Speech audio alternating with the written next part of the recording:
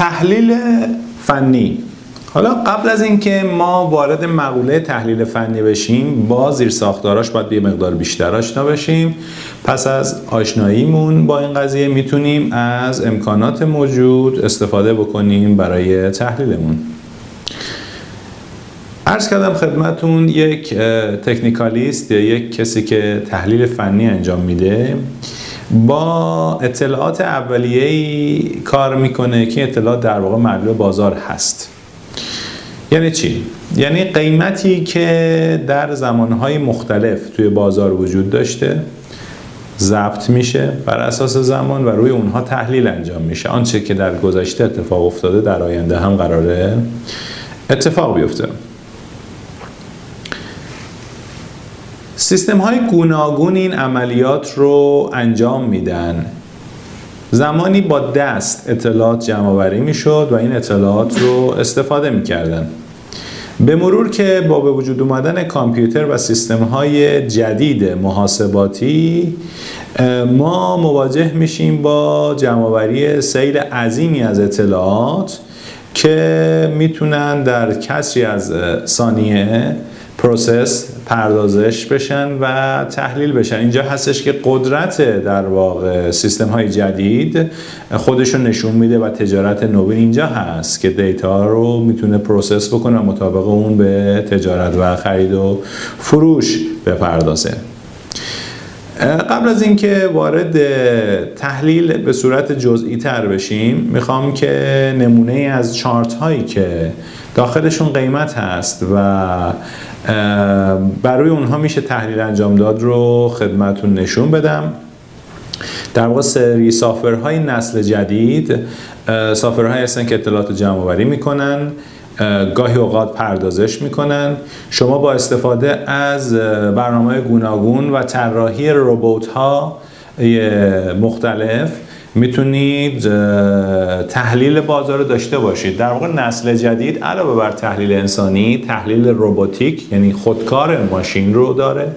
تجارت خودکار یعنی شما ربات‌های تاجر دارید که خیلی سریعتر از افراد و انسان‌ها تجارت انجام میدن، خیلی سریعتر تصمیم میگیرن و خودشون گاهی اوقات آداپت هم میکنن با شرایط موجود رو دارید توی بازار. و پایه‌های جدید بر مبنای علوم جدید و تکنیک‌های جدید گذاشته شده و این تجارت هم از این مقوله مستثنا نبوده. یعنی ما داریم وارد دنیایی میشیم که تجار هم الکترونیکی هستن، تحلیلگرها هم الکترونیکی هستن. بله، تحلیلگرها، پردازشگرها، مشاورها الکترونیک هستن. حتی شما میبینید که مشاورین هم گاهی اوقات الکترونیک هستن. یعنی شما میتونید برای آینده محصول خودتون طراحی کنید، خرید و فروشش رو انجام بدید و مشاوره بگیرید با کمترین هزینه‌های موجود، گاهی اوقات هم در حد رایگان. قبل از اینکه من توضیحات بیشتر بدم، میخوام نمونه از این چارت ها رو خدمتتون نشون بدم که توضیحات کامل رو بتونیم در آینده انشالله روی اونها داشته باشیم. الان شما در واقع یک نوع از این سافرها رو مشاهده می‌فرمایید که اطلاعات بازار رو از سر تا سر دنیا جمع آوری میکنه و اون لحظه در اختیار شما قرار میده. چارت حاضر در واقع شامل قسمت‌های مختلفی هست که من توضیحات رو خدمتتون در اون ارتباط خواهم داد و سعی میکنم که شما رو بیشتر با اونها آشنا بکنم.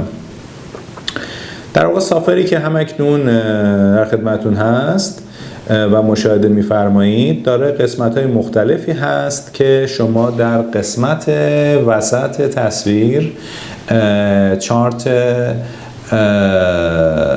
قیمت در واقع نفت رو ما به ازای زمان می‌بینید. محور عمودی قیمت هست و محور افقی زمان هست که این زمان‌ها قابل تنظیمه که خدمتون توضیح میدم. سمت چپ بخشی رو دارید که به عنوان مارکت واچ هستش.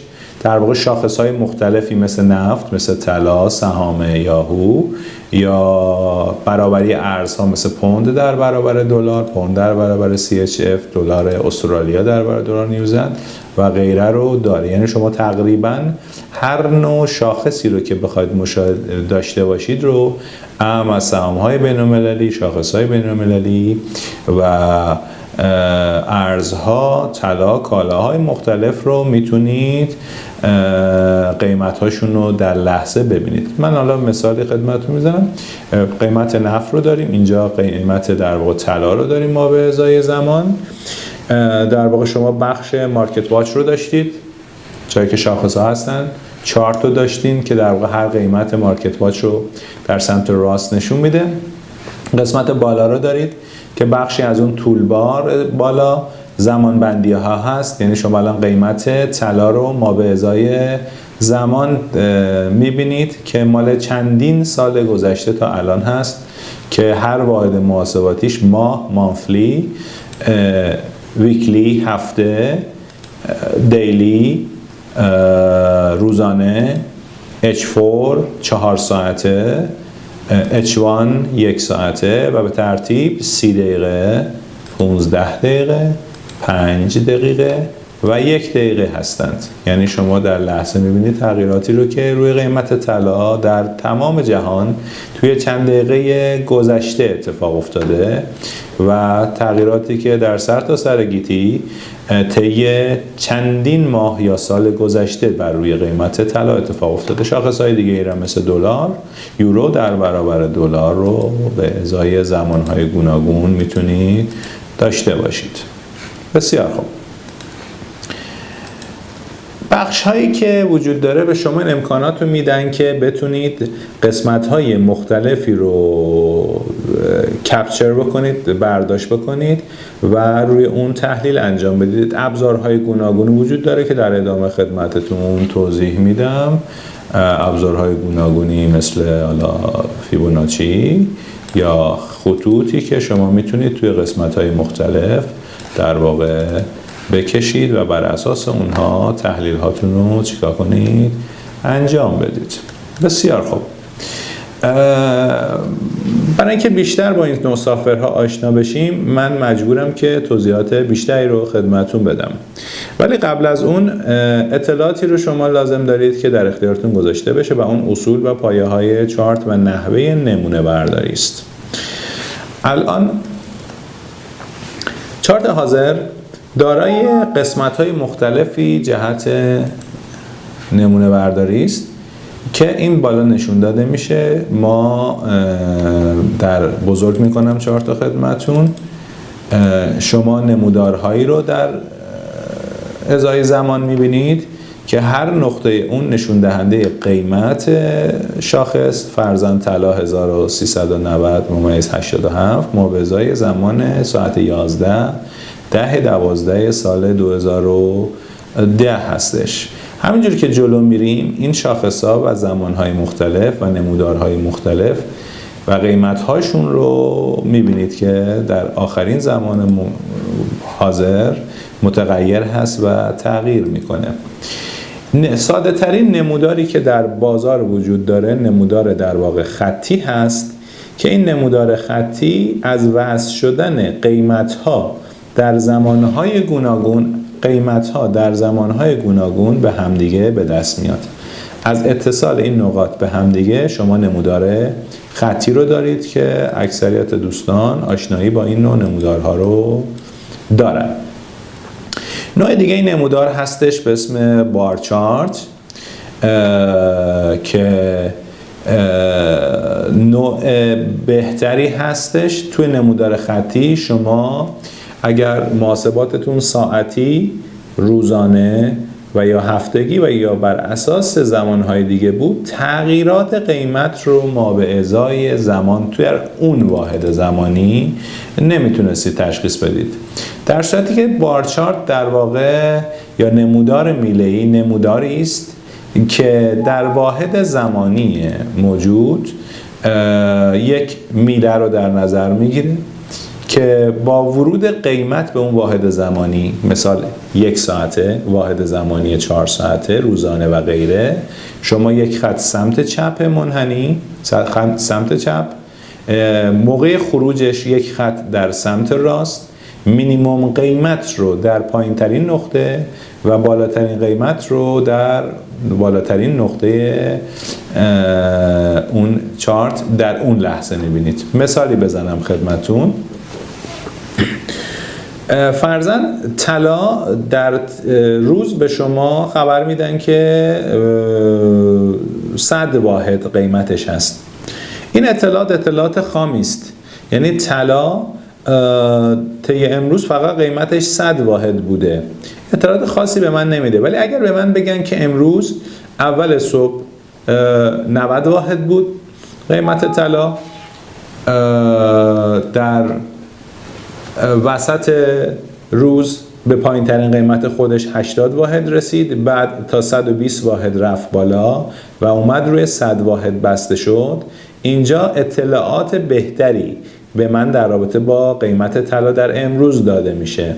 اینجا هستش که شما میبینید که نمودار بار چارت اطلاعات خیلی بهتر و فنی تری در اختیار قرار میده.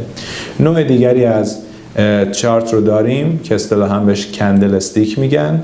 همون اطلاعات در واقع بار چارت هستش که به صورت گرافیکی در اختیار ما قرار داده میشه، با این تفاوت که میله سمت چپ و میله سمت راست تبدیل به در واقع خطوطی در پایین و بالا شده و حرکت ها به صورت رنگی مشخص شده. یعنی الان شما چنانچه اوپن قیمت یا باز شدن قیمت در بالا بوده و بعد از پایان دوره 1 ساعته که در اینجا میبینید قیمت در پایین بسته شده، بازار پایین رو بوده که شما این کندل یا شمع رو به صورت سفید رنگ میبینید، تو پر هست و مینیموم قیمت و ماکسیموم قیمت رو در اون واحد زمانی که اچبان هستش رو میبینید. حالا اگر قیمت بالا رو بود تو خالی میشه و در واقع شما مشاهده میکنید که بالا رو هست. کندل استیک یک روش در واقع ژاپنی است که قدمت چند صد ساله هم در محاسبات قیمت کالاها و سایر شاخصها در بازارها داره و بارها هم باعث رونق اقتصادی برای بعضی از مناطق و پیشبینی موارد اقتصادی و کالاها برای خیلی از تجار شده.